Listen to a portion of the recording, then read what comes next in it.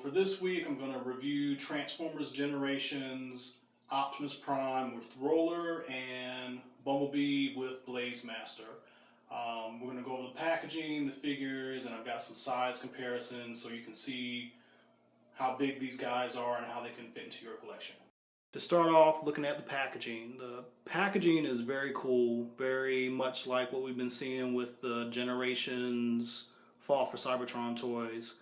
Same sort of grid pattern, reminiscent to G1, with the addition of the 30th anniversary logo now in the packaging, now on the newer items.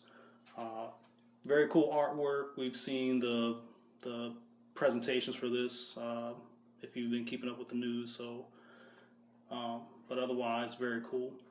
Packaging on the back, again, very reminiscent of the Fall for Cybertron packaging, so nothing different with the design, but still a very cool design, especially with the G1 style tech specs. So that's Optimus, and here we go with Bumblebee. Again, same sort of design principles here, but artwork is very cool. And the presentation of the toys on the back is, again, pretty cool. So very good design work. Next, we've got the vehicle molds. If you weren't aware of this, these designs are basically designs that are from the IDW Transformer comic books. So even though this is very much like the Optimus Prime you're used to seeing over the years, the design itself is basically the design that they came up with for the IDW series, the Earth mode for Optimus, and sort of the Cybertron mode for Bumblebee. Very cool designs. The paint applications are pretty decent, even though there's not a lot. It still works very well. And one of the cooler features is that the vehicles can become weapons. And also robots, which we'll get into in a moment. But basically take the vehicles and transform them into a weapon mode.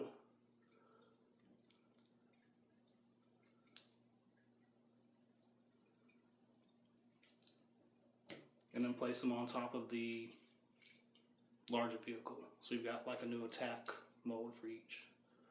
I'll show you this one real quick.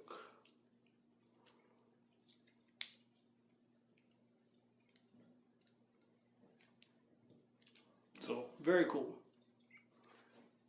From a kid point of view, play pattern point of view, very cool.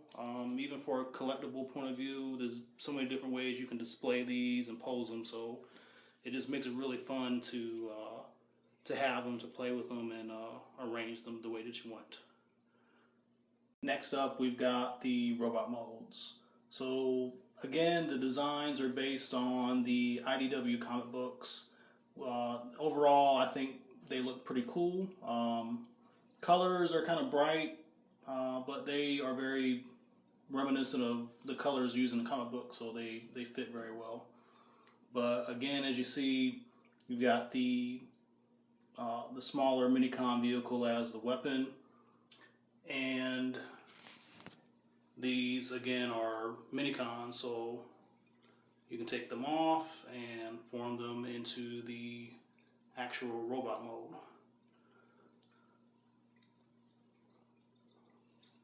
The transformation is very simple, but considering they're Minicons, that makes sense.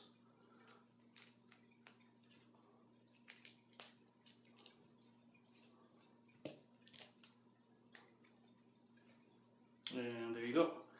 Cool thing with Optimus is that he still has his more traditional gun, so he's got the Minicon Target Master style gun plus his normal laser rifle that you're used to seeing. Lastly, quick size comparison.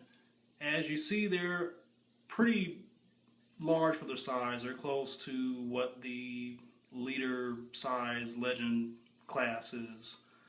They go really well with the previous G1 Legends figures, and even though Bumblebee is as tall as Optimus, the toy is so cool that can kind of be overlooked. But overall, if you've got the other G1 style generation toys from the previous years, these work very well with it. And this will be a great toy to have if you plan on getting the Metroplex that's coming out soon. So again, very cool toy. Lots of features with the Minicom partner, and the size in general makes them perfect to display with your other Legends. Alright, so there you have it. Transformers Generations Optimus Prime with Roller and Bumblebee with Blaze Master.